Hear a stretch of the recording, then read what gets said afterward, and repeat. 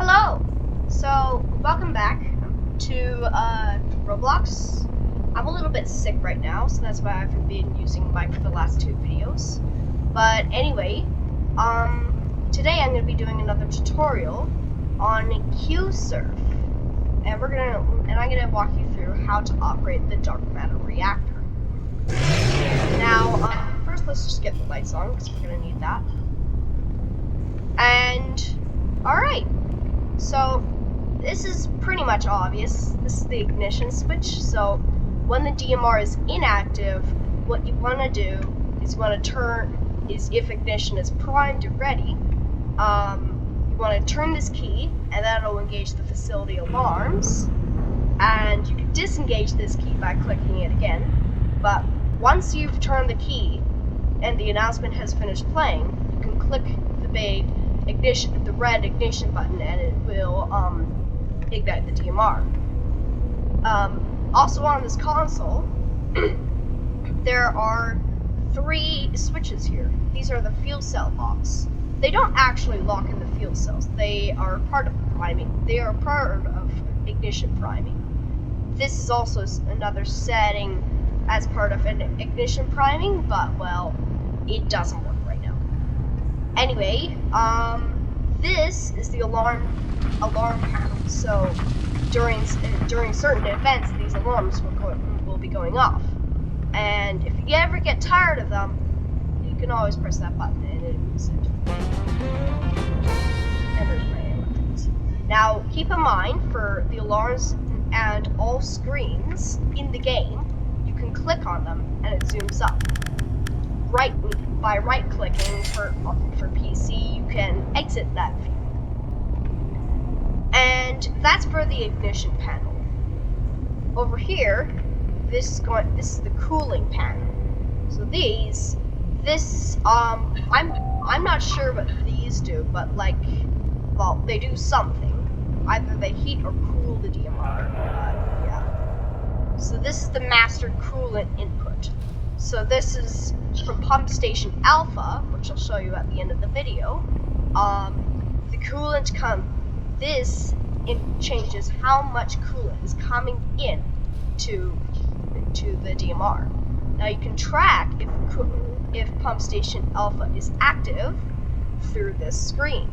If active is true here, then that means that if active is true, then one of the pumps are on. This screen, I don't use it. It's not important. These are the coolant outtake valves. So these actually control the outtake valves directly at pump station alpha. So pump station alpha can also control these, but it's just handy for stuff like this. Keep in mind, these also cool the DMR when open, even if this is set to 0. Now, this is internal cooling. So there are 2 pumps right down there, and this station controls those 2 pumps. These are just big stuff. And anyway, so this controls the cooling input. Now keep in mind, this section of the desk inputs coolant more stronger than this section of the desk. Pump station alpha is just really weak. And so I'm just going to set that to 0 because, well, temperature. Anyway, for generator loops, there are no control stations for you to otherwise control these from.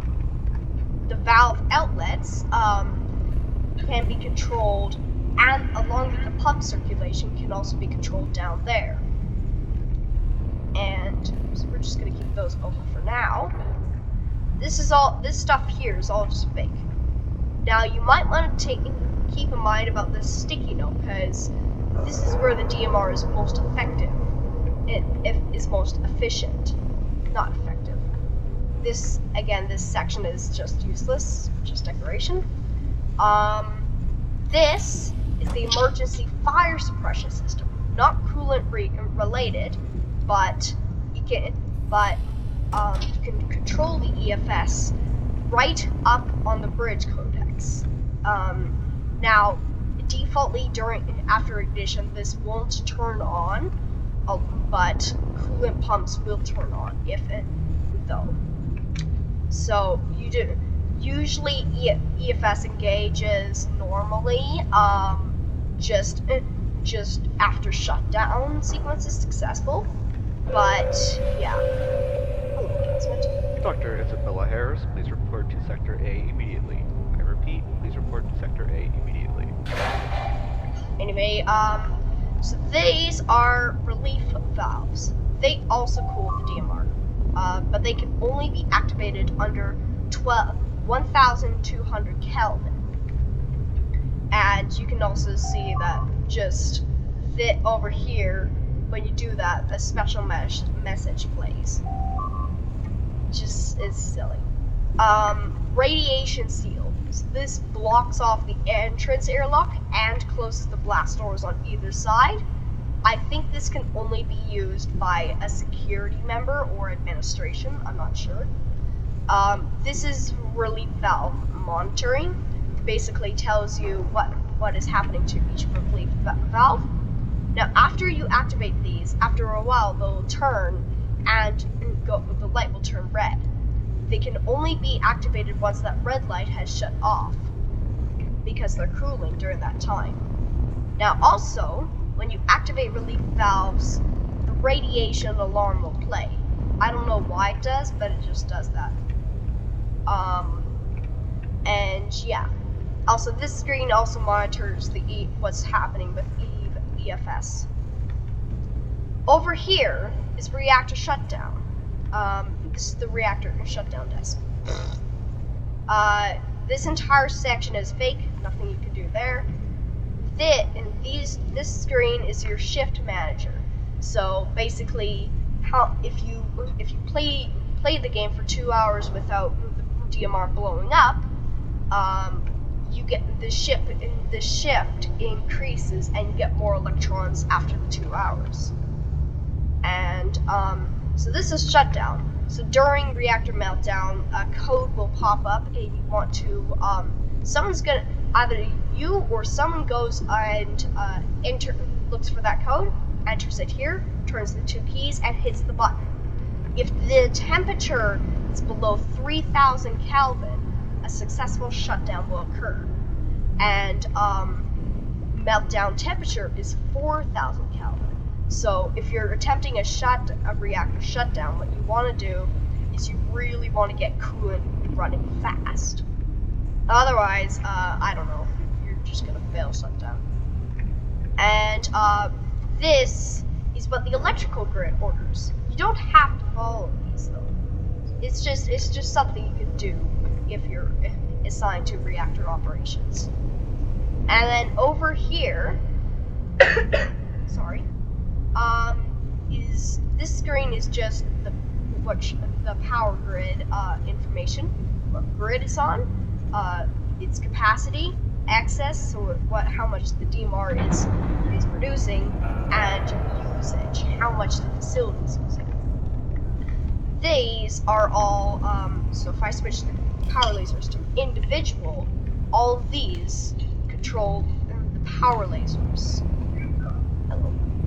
That sound is actually a new power grid order coming in. And basically, so manual control allows you to literally just individually control each and every laser. So say you could set 1 to 0 input and all the rest to 100 if you want. Like that one's at 0. And another handy thing, just if you want to play realistic, there are stickers on, maybe I shouldn't say stickers, but anyways, stickers on each power laser for labeling which power laser this is. Now, moving on, all these are fake, by the way. This is literally just that panel right there, and but you can see, but as security, in headquarters for security, and as a radar, there are these panels just hidden away. I managed to slip a camera in and figure that out. This system is the maintenance system. So when fuel gets below 20%, like just average fuel gets below 20%, you can hit the button and engage maintenance. And moving on, this is the power laser controls. So currently, because I have it set to individual, these controls do nothing. You see, I can click it and it does nothing.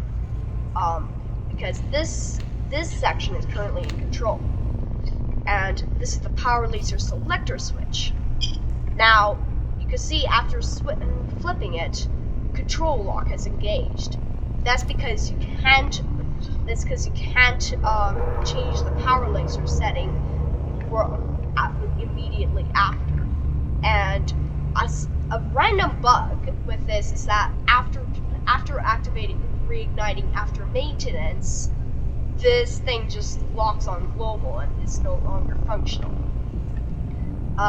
This, I don't use this, it's just the power laser settings.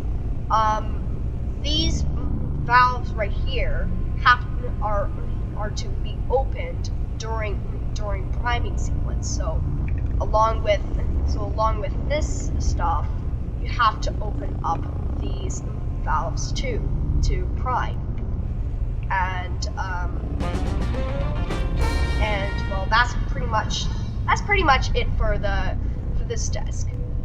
This desk monitors the power. So this is the turbines. Yes, the DMR runs on turbines. But what happens here is, well, this is what's happening. And I'll cover in another video about other stuff around the surroundings, I guess. Maybe not pump station alpha and the pump stations actually in this video, considering how much time there is. But this is the generator status, and I forgot to switch off the generators. So as long as the DMR is active and the grid is set to primary, you can guarantee that the DMR is powering this place. And over here, I forgot to mention, is actually... Attention all personnel. Please be careful when using the Hadron Collider. We don't want to be overheating billions and billions of dollars. Thank you. Anyway, back to what we were talking about. This basically indicates that the status of these stations, and that's about it. That's it for the controls tutorial for this. And one other thing, actually, after engaging maintenance, once the announcer says maintenance completed, please restart the dark matter reactor. You don't have to prime the reactor. You just have to turn. Attention, fuel cell capacity low. Fuel cells nearing depletion. So, for example, maintenance. All you have to do is just click it. Temperature the temperature sensor will go air. I don't know why it's not going air, but right now the server is processing what it's going to do, because it's handing the DMR to the generators.